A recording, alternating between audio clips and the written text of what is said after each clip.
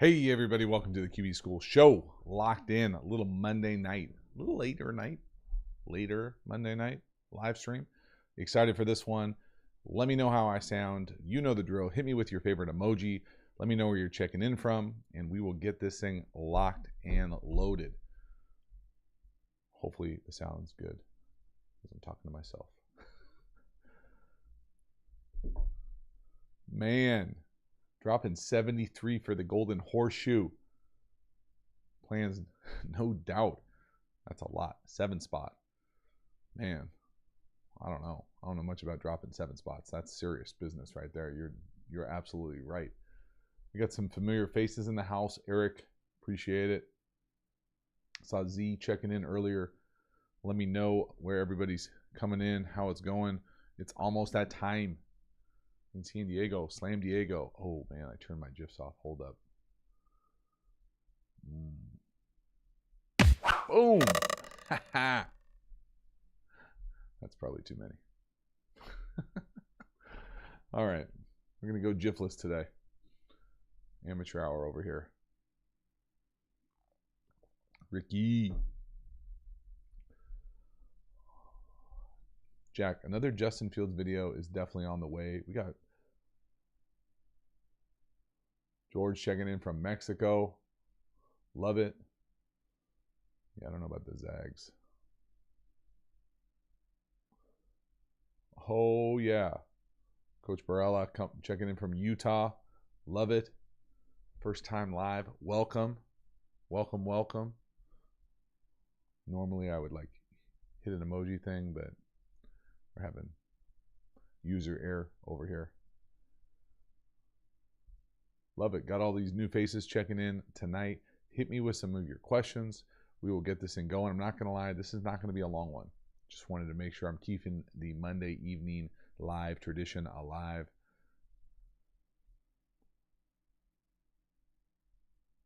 Connor. What's up, JT? Just moved from LA to Las Vegas, New Mexico. That's a place. Okay. For my first Division II coaching job. What school is in Las Vegas, New Mexico?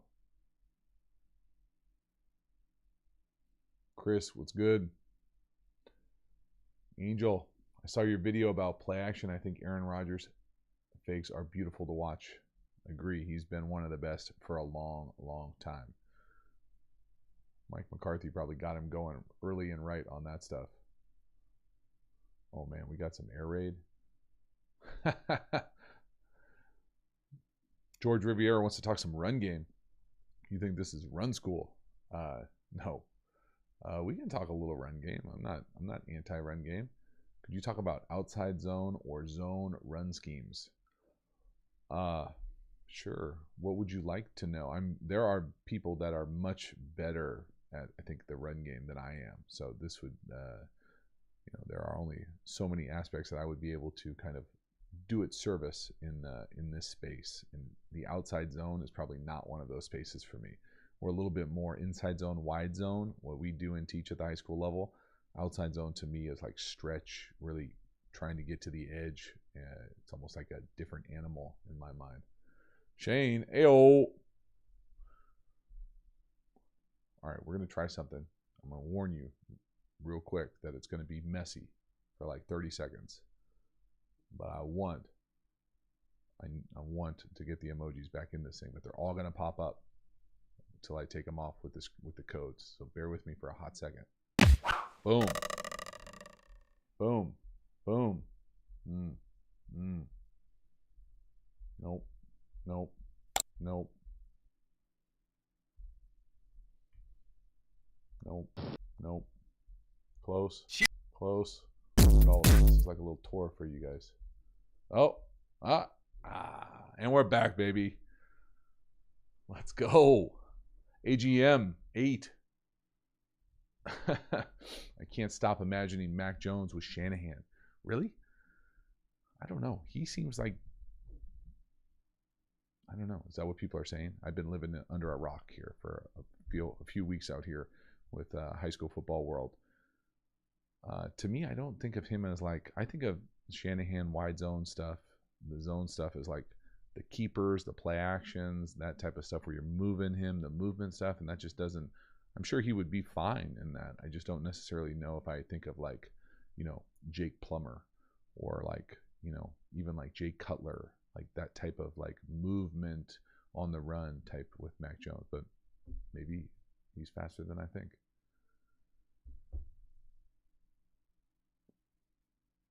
Shane, I had to watch the madness. I haven't watched the madness today. I have no idea what happened. You can tell me if you want. I'm not going to go watch it or even watch Sports Center. So I think it was weird. Am I the only person that thought it was weird that it was on Friday through Monday and not Thursday, Friday? I always loved the Thursday, Friday. I'm sure it's better for their TV, but it wasn't better for my TV. I thought I was going to get a Thursday full of ball and then didn't. Can't be the only one. Joe, what's good? Ba-boom. Bruh. Dude, Pats are making all kinds of moves. You're not wrong there. Bill's finally spending some cash. We'll see how it works out. I thought it was interesting to see Cam sign back there. Interesting. I don't know if that's the right word. We'll see what they do. I have no idea. Oh, game effect. Thoughts on Deshaun Watson? So again, I'm coming from a space of not up to date on the news, but I will tell you that everything that I have heard whispers of, and I haven't read any lawsuits, I haven't done anything, but it sure sounds like things are not great, is the nicest way I can put it.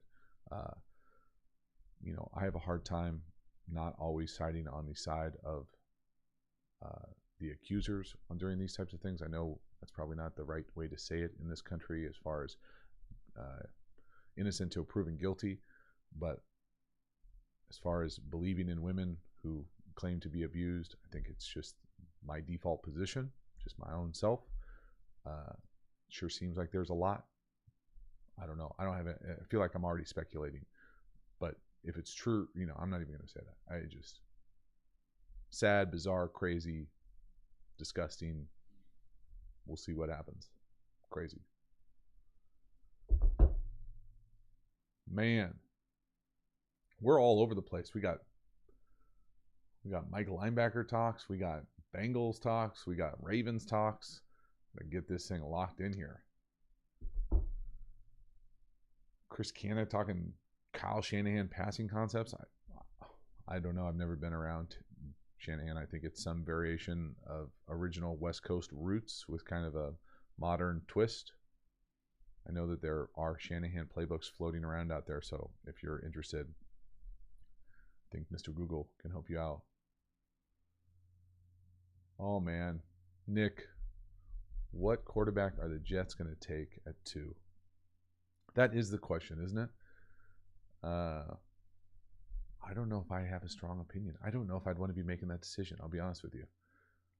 I know everybody thinks that this draft is very stacked with guys. I don't think it's clear cut one way or the other. I know a lot of talking heads, or people have told me that a lot of talking heads have come out with kind of raise your eyebrow takes. I honestly haven't looked at them. I don't like to look at them. In fact, I'm doing Davis Mills videos for the rest of the week. I've never watched this guy play one snap in my life. Today was the first time I've ever seen him play. And so I just like it that way. I like to try to show with what the tape looks like. For me personally, what I've seen so far, it would be hard for me to put someone above Fields as the number 2 guy. Now, that might change by the time we get closer to the draft. If I keep looking and see more and more from Wilson, I think that there certainly are splashes of special plays. I think Trey Lance is a very intriguing prospect. But I don't know. I don't know. For me, I mean, really, if I was the head coach GM, it's a big if stretch. It would be hard for me not to go the Justin Fields route unless you just got so wowed by someone else and just enamored. I don't know. We'll see. You let me know if you guys think you're total. I'm off my rocker. Do me a favor, if you haven't, now that I got this thing locked in here, let's go ahead and get these likes ramped up. Smash it, crush it, whatever you need to do. Know the drill. If you haven't, check out the free course. Link is in the description. We are on video. Well, when you sign up for it, you get a video, then you get another video every Saturday. I think if you signed up originally, we should be close to video 5, maybe. Yes, I'm in a bit of a time warp over here. Alex Jacobs, thoughts on Dalton to the Bears? No thoughts at all. Are people excited about that? I can't imagine that they would be. I personally am not anti. I don't know anybody who's really anti-Dalton in the league. I don't think anybody necessarily thinks that he is the answer at the quarterback position long term for anybody at this point in the life cycle of his career. But as far as being a good NFL quarterback who's certainly serviceable of going in there and winning games, yeah, absolutely.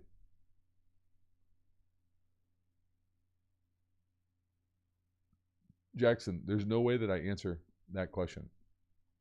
Thanks for not doing that. Don't make me be the guy that has to get somebody to police the chat. Eddie, you got to turn it up.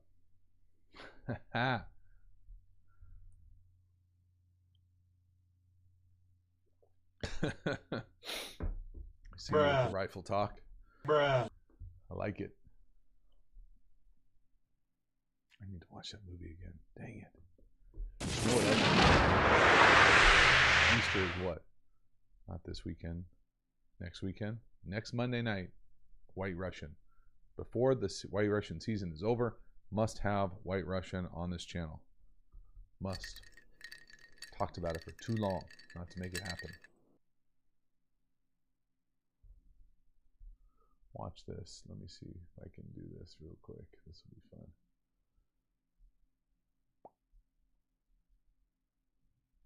Boom. Jackson, timeout. Just like that. It's amazing what a little 2 clicks can do. Shane, right on my sweet spot. Let's go.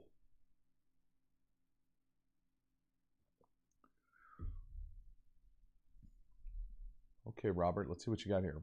How important is ownership in running a football team well?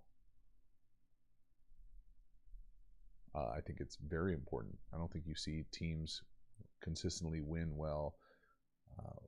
consistently without strong ownership. I think historically, if you look at the arc of kind of the lifetime of franchises, I think the cream of the crop owners usually have the capacity to kind of sustain a higher level of excellence over a longer period of time.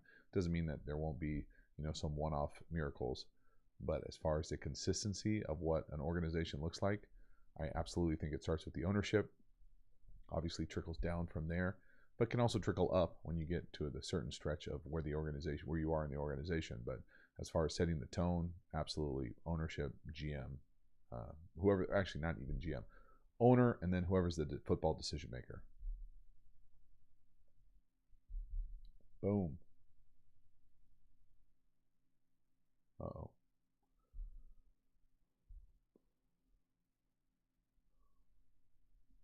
George, what is your question, man? I saw you hit me with like 10 questions, so I can only answer a handful of them. Thought I talked about your zone one. Can't get all hurty feelings. Montana or Brady in their prime. Both. I think both were great on different levels. If I had to pick one, I think Brady's prime was longer, so I'd go with Brady. No, I have not. Shane, that's a good point. I have not. I need to get like a Davis thing going in here. I have not seen Davis this year with the live. I'll be honest, I don't necessarily know anybody on the Davis staff well anymore. I had probably of the few coaches that I still know there well, 2 of them just left to go to Boise, and so I'm not as tethered into the program as I probably should be. Plus, it just falls on a Saturday midday in the spring. It's just not what I'm thinking about. I don't know why. I have caught North Dakota State a few times on TV, though, just because I do enjoy watching them. You guys crack me up with some of these questions. What do I think a team should do at the 20th pick? I have no idea. I couldn't tell you 20 people that are in this draft.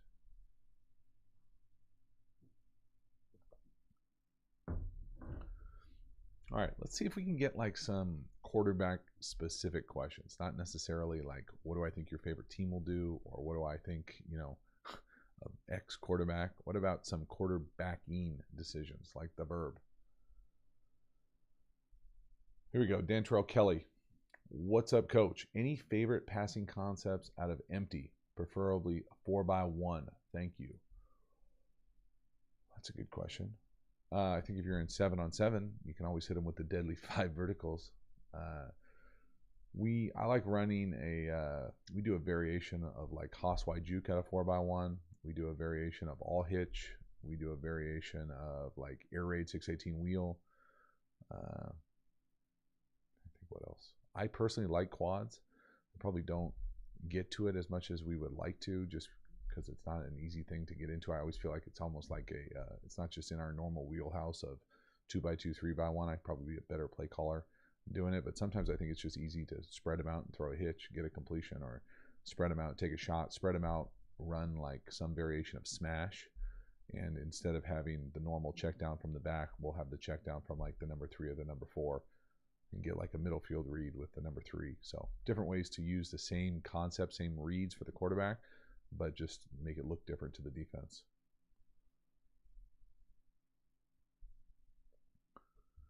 Matt Jones. I got a full video on cadences. I think multiple videos on cadences. We're all over the place tonight. This is like a different vibe of this chat. I'm not going to lie.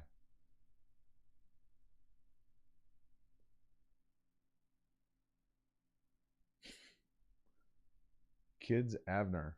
We're going to give this, I'm not going to lie, we're going to give this about, I'm going to say less than 5 minutes here with some of these questions because they're so like whitewater rapids as far as what we normally talk about on the stream and in the channel, that it's not doing, I don't think it's doing anybody any good. I wouldn't want to watch this at this point.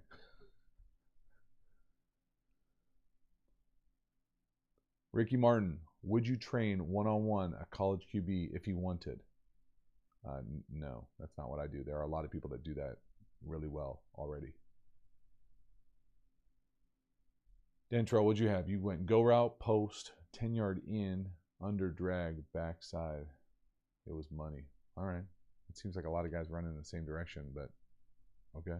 It's basically like Mills just out of quads with a go on the outside.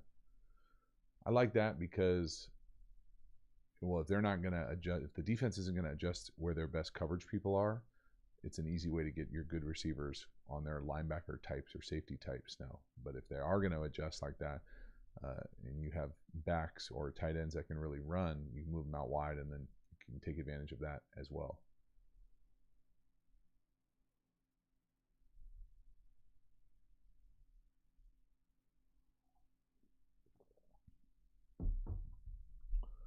Michael Pless. I had Max Brown on my podcast earlier. We asked him on important traits to look at from the quarterback position. What did he say? What is the most important trait you look for in the quarterback position? Most important? That's the beautiful thing about it. I know what you're trying to do with the question, but that's not how the real world or position works. It's not one thing. It really isn't. It's a combination of all things. That's damn near every situation in life. So I try not to think of it as like black and white. If person doesn't have X, person cannot do Y. I always think of it as like a blend and like an amalgamation of all sorts of different skill sets.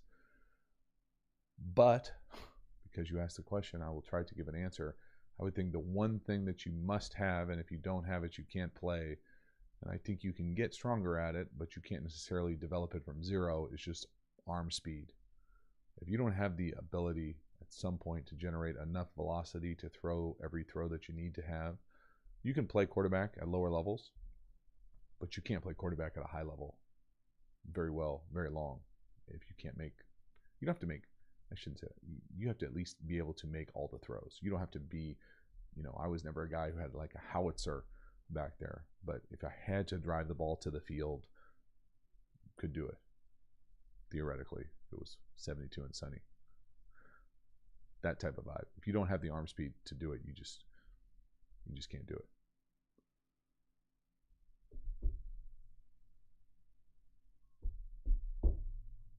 Astonishing mother. How do you feel about Kevin Mond For a second, I always think the Washington football team is WTF. I don't think about it. That would be good. I like Kellen Mond a lot. Ooh, Shane, what personnel package do you think is the hardest for defenses to handle? This is an excellent question. Now, the answer is you're not gonna love it.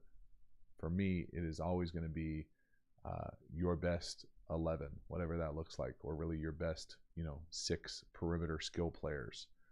I don't really think that it matters as far as like, double wing, single wing, 3 receiver side, quads, single, bunch, 2x2, stack.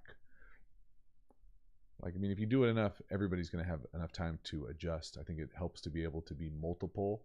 I personally like changing flanks often. What do I mean by that? I mean by what the defense perceives as the edge.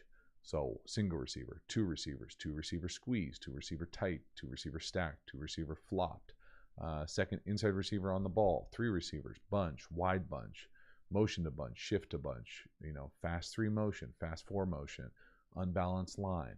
If you can do all those types of things, that becomes like a snowball effect of just kind of, how the hell do we even get lined up? And that's, I think, what every offense is trying to get to, all within the structure of making sure your best players are out there, because, what are you doing if they're not? QB film room. I appreciate that. Yeah? No. Bro, I can barely make this thing go at the high school level right now. Andrew S. Should QBs be penalized for dangerous throws? I don't know what that means. You mean like with interceptions? Like with a negative grade or something? My man Shane, we do not shift and motion that much. I'd like to more. I think we try to aspire to play a little bit faster, and it's hard. I always think it's hard to go fast and shift in motion. It's like you don't have to pick either or. I think you can do a little bit of both, but you probably can't do a little bit of both that well.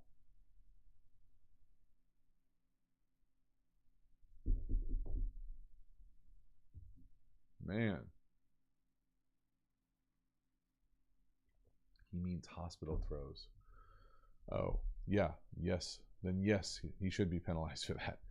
I'm telling you, he won't be penalized like, fined or like, it won't mess up his, his QBR or something. I don't know if that's true or not. I don't know anything about QBR, actually what's in it. But I personally think people judge you, especially on an NFL team or high level of football. If you're someone that puts your teammates in jeopardy, like unnecessarily throws the ball high, if you do that as a quarterback, I don't know if y'all have never been friends with wide receivers, but they do not like you. They do not like you. If you cannot put the ball where it's supposed to be, and they do not feel like they are being protected by you across the middle. Now, it might have changed a little bit, with how the game has evolved, but it's still not a safe place to be across the middle on a defense. And so when they're feeling like they're exposed, they're going to let you know. They should let you know.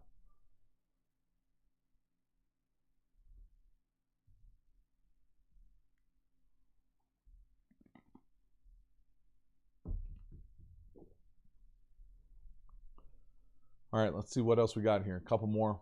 Lock this sucker down. Nick. Darn, I've always been curious about that. I don't know what he's curious about. Hello, John Ibram. JT, what's the best way to deal with cover 5 in the red zone? What is cover 5 to you, John? I feel like cover 5 means different things to different people. Ethan Chamberlain, what are your favorite plays to call in the red zone and why? My favorite plays to call in the red zone are whatever we think are the beaters of whatever that coverage is, and we're trying to get the ball to our best players. It doesn't necessarily change just because we're in the red zone. I think the red zone mentality is a little bit different for most teams, especially in the league. Oftentimes it'll be touchdown, check down, meaning we're going to take a shot if it's there versus the perfect coverage. If not, check it down. So that type of vibe. At the high school level, it's not quite that. We maybe have a player or two where it's something like that, but we don't have a whole, I don't think most people have a whole red zone package where they'll all of a sudden be like, these are the only plays we're running in the red zone. We don't have that many plays to be able to do that. We need to call all of our plays anywhere. And so it's just a little bit different. Eddie Glenn Jr., are you a big fan of Spider 2 Y Banana? No. No, I am not. I don't love throwing the ball to the flat to our fullback. Not what we're trying to do. No offense.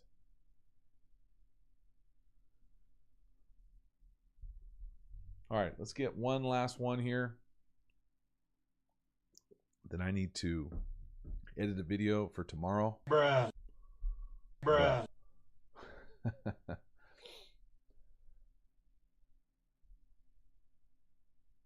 I know, Michael. Seriously. Late for me, too. Shutting this thing down.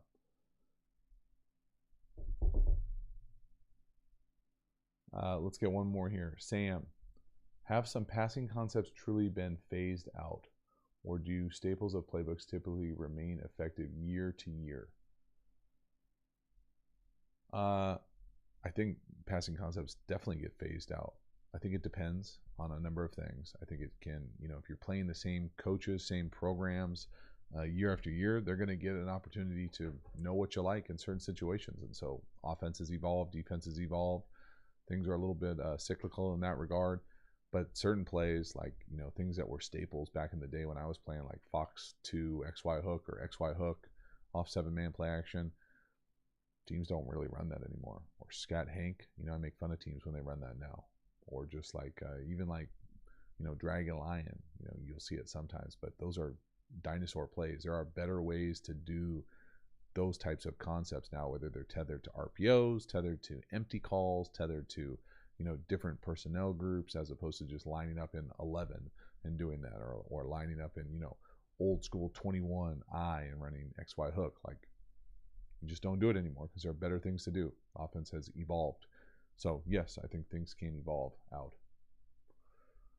Nope, just water, Dark Engine. I got a little bit of work to do. All right. Y'all stay classy, as Game Effect would say. Get your mind right. Slam Diego. I appreciate y'all hanging out. See you on the other side. Boo. Get ready for Davis Mills week. All right. Have a good one. See y'all. Boo.